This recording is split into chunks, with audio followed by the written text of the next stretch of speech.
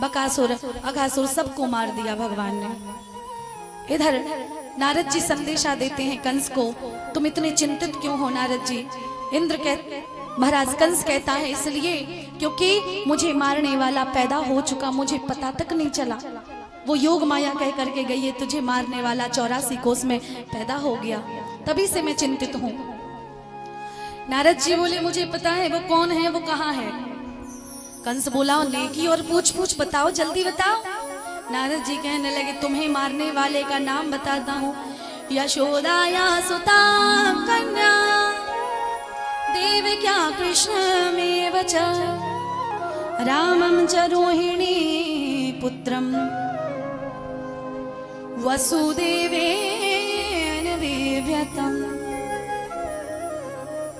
तुम्हें जो कन्या दी गई थी वो यशोदा की कन्या थी, देवकी की नहीं थी।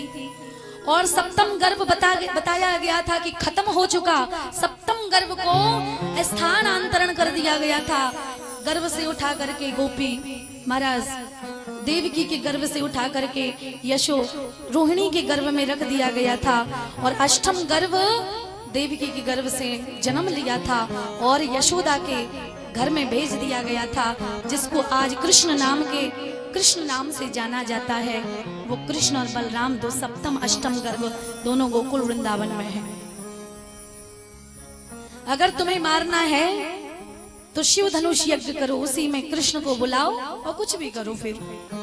लेकिन याद रखना कंस, अगर शिवरात्रि 14 के पहले धनुष का बाल भी वांका हो गया तो कंस तुम्हें कोई नहीं बचा सकता दुनिया में। कंस बोला ठीक है। कंस ने अक्रूर जी को भेजा, अक्रूर जी भगवान को लेने के लिए गए। ये बात जैसे ही यशोदा देवी की मैया सबको पता चली महाराज, तो आज सब में मातम सा छा गया, मातम सा छा गया, जैसे प्राण ही लेने के लिए अक्रूर जी आ गए हों। आज सारी की सारी गोपियां कहने लगी देखो तो ये अक्रूर जी का नाम अक्रूर किसने रख दिया? अरे इनका नाम तो क्रूर सिंह होना चाहिए था, जो हमारे कृष्ण को हमसे दूर कर रहे हैं। भगवान को कोसने लगी गोपियां, हे विधाता अहो विधातस्तव न कश्चित दया संयोज मैत्रया प्रणये देहिना। हे कन्हैया, हे परमात्मा, तेरे हृदय में दया नाम की चीज है या नहीं? पहले तो कन्हैया से हमें मिलाया, मिला करके इतना प्रेम बढ़ाया और अब उन्हें हमसे दूर कर रहे हो।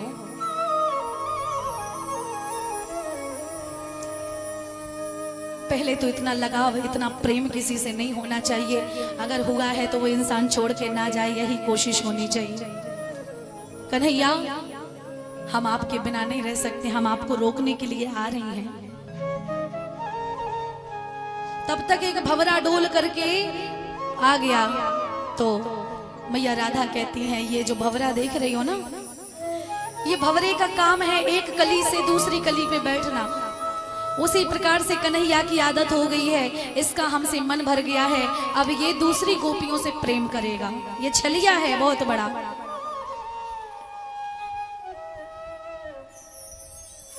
गोपियां कहने लगी कृष्ण और बलराम हमारी दो आंखें हैं, गोकुल वृंदावन की दो आंखें हैं ये, अगर ये चले गए तो हम तो जीते जी अंधे हो जाएंगे। गोपस्त्यास्तु प्रसुत्या बभूवुर्वृथिताः वृषं रामकृष्णो पुरीं नेत्रं अक्रूरं ब्रजमागतम्। हे विधाता, हमारे कृष्ण को हमसे दूर मत करो। गोपियां कहने लगी यहाँ विलाप करने से कुछ नहीं होगा, चलो कृष्ण को रोकते हैं। सारी गोपियां भगवान कृष्ण के रथ के सामने लेट गई। कन्हैया, हम तुम्हें नहीं जाने देंगे। भगवान बोले क्यों? गोपियां बोले क्योंकि हम आपसे प्रेम करते हैं। I can't live without you because मैं आपसे प्रेम करती हूँ। भगवान बोले ये प्रेम नहीं है। गोपियां बोले यही प्रेम है, प्रेमी के बिना जी के ना दिखाना प्रेम है। भगवान बोले इसे तुम प्रेम की परिभाषा दे रही हो, लेकिन ये परिभाषा नहीं है प्रेम की। प्रेम किसे कहते हैं? प्रेम किसे कहते हैं? ध्यान से सुनिएगा। भगवान समझाने लगे, तुम जो धमकी दे रही हो कि तुम्हारे बिना मैं मर जाऊंगी, जिंदा नहीं रह सकती, ये केवल वासना है। प्रेम तो वो है जो प्रेमी के विरह में जी कर के दिखाए, वो प्रेम है। प्रेम क्या है? आज जिसको आप प्रेम समझ रहे हो वो प्रेम नहीं है। आजकल के बच्चे, नए नए लड़के, नई नई लड़कियां फांसी के फंदे पे झूल रही हैं प्रेम के नाम पे। जहां देखो तहां इश्क के बीमार बैठे हैं, हजारों मर गए लाखों तैयार बैठे हैं। रोज रोज महाराज प्रेम के चक्कर में पढ़ाई बर्बाद, जिंदगी बर्बाद, घर बर्बाद, परिवार बर्बाद, सब कुछ। ये प्रेम नहीं है। माता पिता पढ़ने को भेजते हैं बच्चों को कि हमारा बेटा पढ़ेगा, खुद खून पसीना मेहनत कर रहे खेत में, लेकिन आजकल के बच्चे स्कूल में जाते हैं और नौकरी के पीछे पढ़ने की जगह छोकरी के पीछे पड़ जाते हैं। याद रखना, अगर छोकरी अच्छी चाहिए तो नौकरी अच्छी पानी पड़ेगी। चाहे जैसे काले कलूटे बने रहो, लेकिन अगर नौकरी सरकारी है तो महाराज जाने कितने रिश्ते आएंगे। रोज दहरी खुदेगी महाराज, हमारी बेटी से शादी कर लो, इतना दहेज देंगे। तो प्रेम करना है तो इन किताबों से करो, ये खुद नीचे पड़ी रहती है लेकिन तुम्हें आसमान तक पहुंचाने की क्षमता रखती है। इनसे प्रेम करो। आजकल के लड़का लड़कियां प्रेम के नाटक में भाग जाते हैं, घर पे इज्जत लात मार करके। महाराज एक लड़की अपने प्रेमी से कहती है कि मैं तुमसे प्रेम करती हूँ, मैं तुम्हारे बिना नहीं रह सकती, मैं तुम्हें धोखा नहीं दे सकती। तो मैं कहती हूँ कि तुझसे बड़ी धोखेबाज तो दुनिया में पैदा ही नहीं हुई। काहे से? कि तू जो 4 दिन पहले प्रेमी मिला है उससे कहती है कि मैं तुझसे धोखा नहीं दे सकती, मैं तुमसे प्रेम करती हूँ। और जिन्होंने तुझे जन्म दिया, पाला पोषा बड़ा किया, उनके इज्जत पर लात मार करके तू पहले ही चली आई। तुझसे बड़ी धोखेबाज तो कोई हो ही नहीं सकती। बताओ, 4 दिन में पहले मिले प्रेमी से कहती है मैं तुम्हें धोखा नहीं दे सकती, और जिन्होंने बड़ा किया, पाला पोसा, उम्मीदें रखी, उन्हीं को धोखा दे के भागी चली आई। कभी गलत कदम नहीं उठाना चाहिए, कभी भाग के शादी नहीं करनी चाहिए। न जाने कितनी पीढ़ियों तक के लिए लोग बदनाम करते हैं, उंगलियां उठाते हैं। इनकी बेटी, इनकी बहन, इनकी नातिन, इनकी पंतिन घर से भाग गई थी। बात सही है कि नहीं? अपनी बेटियों को सुंदर संस्कार दो ताकि ऐसा गलत कदम कभी ना उठाएं। और एक बात कहना चाहूंगी महाराज कि आजकल कई ऐसे लव जिहादी घूम रहे हैं जो आपकी भोली भाली बेटियों को प्रेम के नाटक में फंसा करके चंद पैसों में बेच देंगे। चंद पैसों में बेच देंगे या फिर 35 टुकड़े करके फ्रिज में बंद कर देंगे। इसलिए कभी गलत कदम नहीं उठाना चाहिए। अपने माता पिता के बताए हुए मार्ग पर ही चलना चाहिए। माता पिता कभी गलत नहीं करती हैं, जिससे वो चाहें उसी से शादी करनी चाहिए, विवाह करना चाहिए और उसके साथ प्रेम से रहना चाहिए। आपसे ज्यादा उन्हें एक्सपीरियंस है, आपसे ज्यादा उन्हें अनुभव है कि मेरी बेटी के लिए क्या सूट करता है, मेरी बेटी के लिए क्या अच्छा है, क्या बुरा है। और जो बेटी अपने लिए स्वयं वर ढूंढे, उससे ज्यादा संस्कारी कौन हो सकता है बताओ? जैसे सूर्पनखा आई थी भगवान को प्रपोज करने के लिए, विल यू मैरी मी?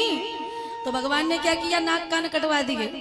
भगवान ने कहा ये खुद प्रपोज कर रही है, तो इसकी भाषा शैली से समझ में आ रहा कि ये कितनी संस्कारी है। जो भाई के होते हुए, पिता के होते हुए जो लड़की अपने लिए लड़का ढूंढे, समझ लो कि उससे ज्यादा निकृष्ट कोई नहीं है। जो संस्कार वाली लड़कियां होती हैं वो कभी माता पिता के सामने बात तक नहीं करती हैं महाराज। कुछ चीजें अपने माता पिता पर छोड़ देनी चाहिए, क्योंकि लड़का लड़की अगर डायरेक्ट मिलेंगे और शादी हो जाएगी तो ब्लास्ट हो जाएगा, कुछ दिनों के बाद डिवोर्स हो जाएगा, गारंटी से कहती है। क्यों? जैसे 1100 वोल्टेज की लाइन जा रही हो और उसमें आप अपने मीटर की लाइन जोड़ लो, क्या होगा? मीटर ब्लास्ट होगा कि नहीं है? बताओ। तो बीच में जो तार आते हैं ना अर्थिंग के लिए, बीच में ये जो शक्ति है, जो पावर है, वो ऑब्जर्व कर लेते हैं। छन छन के आपके घर तक बिजली आती है। उसी प्रकार से माता पिता बीच में ये तार हैं आप दोनों को मिलाने के लिए। डायरेक्ट अगर मिलोगे तो ब्लास्ट होगा। कुछ जिम्मेदारियां माँ बाप पे छोड़ देनी चाहिए। आजकल के बच्चे पाश्चिमात्य संस्कृति को अपना रहे हैं, विवाह के पहले ही रिलेशन में रह रहे हैं, न जाने कौन कौन से रिलेशन, फ्रेंड्स विद बेनिफिट और न जाने क्या क्या। ये सब नहीं होना चाहिए। विवाह के पहले अगर एक लड़का लड़की अगर वर्ण कर लेते हैं महाराज, तो उसका जो पुण्य है मंडप के नीचे देवताओं को पूजा नहीं लगती है, क्योंकि मंडप के नीचे पवित्रता होती है शरीर की, उसके बाद पूजन होता है। लड़का और लड़की साक्षात लक्ष्मी और नारायण का रूप होते हैं, उनकी पूजा से भी फल मिलता है, पुण्य मिलता है। और शादी के पहले ही अगर आपने विवाह कर लिया तो महाराज उसका कोई फल नहीं मिलेगा, विवाह अच्छे से नहीं चल सकता। कहना हमारा काम है, ये शास्त्रों में वर्णन है, इसलिए आपको बताया। जीवन में उतारना ना उतारना आपकी मर्जी।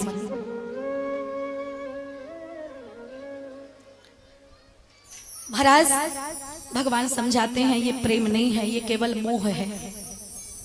मोहब्बत का राज बतलाया नहीं जाता, निगाहें खुद समझ लेती हैं, समझाया नहीं जाता। गोपियां बोली कन्हैया अगर विरह को प्रेम कहा जाता है, तुम्हारी नजरों में अगर विरह ही परिभाषा है प्रेम की, तो आज से हम वचन देती हैं कन्हैया, आज के बाद कोई भी गोपी तुमसे मिलने के लिए नहीं आएगी।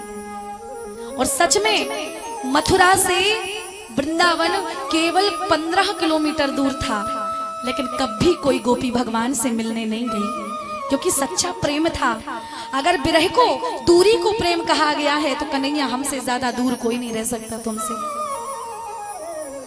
ये पड़ा है रास्ता, निकल जाओ कन्हैया, जब तक तुम नहीं लौटोगे तब तक हम कोई नहीं मिलने आएंगे तुमसे।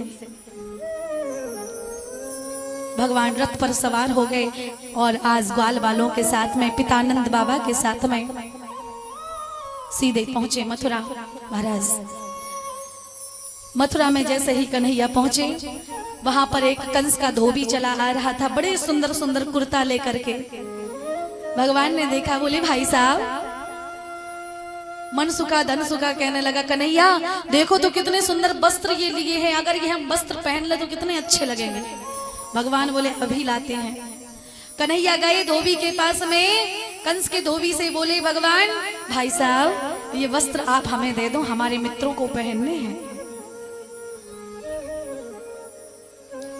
कंस का धोबी कहने लगा, क्या कह रहा है, ऐसे वस्त्र तेरे बाप दादा ने पहने हैं कभी?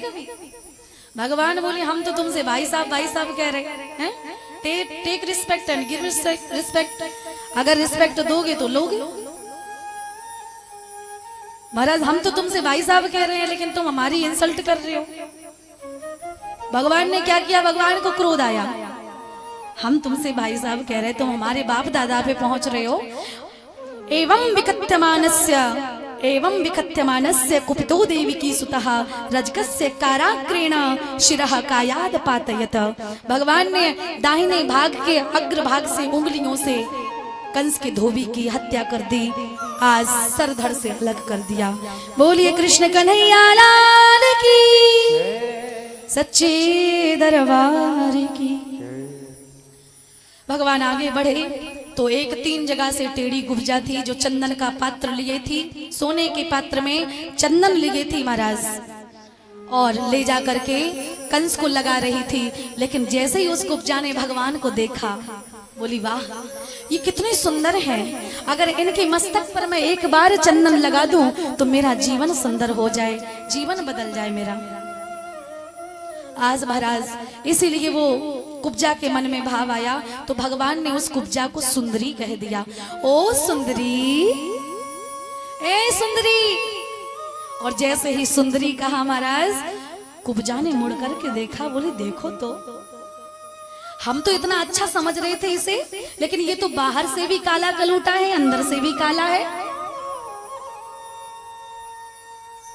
कुब्जा बोली क्यों, मैं 3 जगह से टेढ़ी हूं, इसलिए तू मेरी चेष्टा करना है।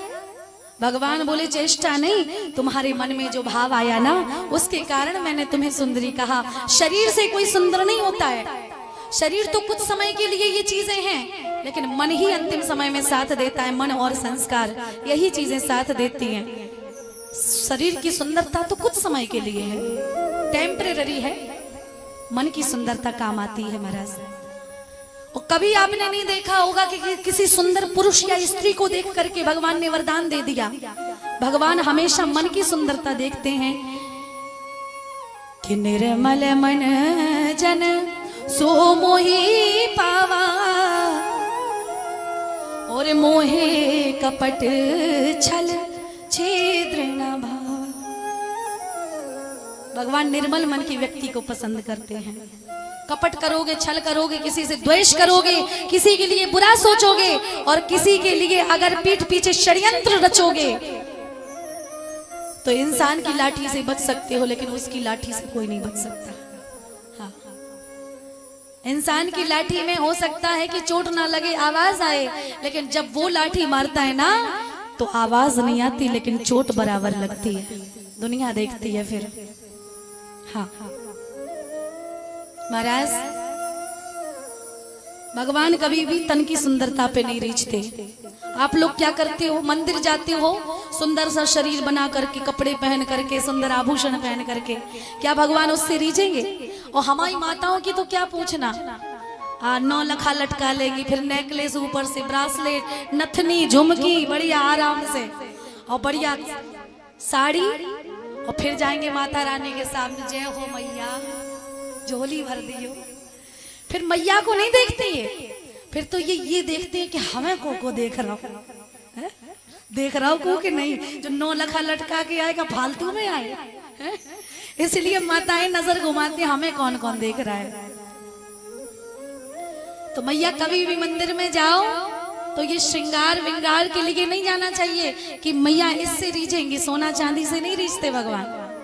भगवान तो मन की सुंदरता से रीझते हैं। प्रसाद दे दिया करो,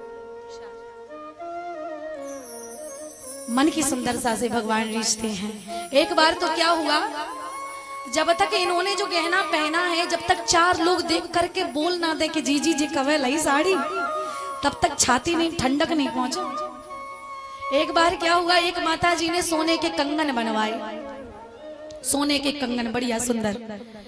अब 10-12 घर में हो आई, लेकिन काहू ने नहीं पूछी जी जी जी कवे बनवाए। तो उन्होंने क्या किया कि कैसे पहचानेंगे लोग कि हमने नए कंगन लिए हैं। उन्होंने क्या किया, अपने घर में आग लगा ली, अपने घर में आग लगा ली।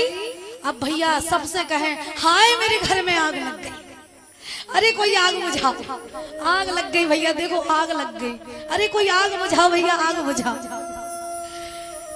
वहां पर 10-12 लोग इकट्ठे हो गए, माता इकट्ठे हो गई, बोली जी जी आग तो हम बाद में बुझाएंगे, जब बताओ जी कंगन कब है। बोले मर गए जी, कंगन की पूछ लेती तो काहे को आग लगती। तो ऐसे भी लोग होते हैं कहीं कि जब तक जो चीज ली है उसका दिखावा ना कर दे तब तक चैन नहीं पड़ता। भगवान दिखावे से नहीं रीझते हैं। साधा बन के जाओ, बिल्कुल सिंपल बन के जाओ, जैसे हो तैसे बन के जाओ। मुखौटा लगा करके आओगे तो महाराज उसके सामने मुखौटा नहीं चलता। बोलिए भक्तवत्सल भगवान की जय। आज भगवान ने कुब्जा को देखा, बोली चंदन लगाना चाहती हो ना, लो लगाओ चंदन। कुब्जा चंदन लगाने वाली थी कि पहुंच नहीं पा रही थी, क्योंकि अंग्रेजी के यश बने हैं, 3 जगह से टेढ़ी है कुब्जा, 3 जगह से टेढ़ी होने के कारण अब भगवान है 12 हाथ के, कुब्जा पहुंच नहीं रही थी। भगवान ने ठोड़ी पर हाथ लगाया, दाहिने अंगूठे पर अंगुष्ठ पर भगवान ने पैर रखा तो 3 जगह से टेढ़ी कुब्जा बिल्कुल सीधी हो गई। इतनी सुंदर बन गई जैसे अप्सराएं होती हैं। चंदन लगाया और भगवान आगे बढ़े। जैसे ही प्रभु आगे बढ़े महाराज, तो एक बड़े से चबूतरे पर एक बहुत सुंदर महाराज धनुष रखा हुआ था, सारंग धनुष। भगवान ने देखा, भगवान भाग करके गए। करेन वामेन सलित मुद्रितम संजम चकृत्ता निमिषेण पश्यताम नृणाम वृकस्य प्रभभंज मध्यतो नक्षेक्षु दंडम मदकर्मरुक्रमः। भगवान ने उठाया धनुष को और मध्य से खंडन कर दिया, किसी ने नहीं देख पाया।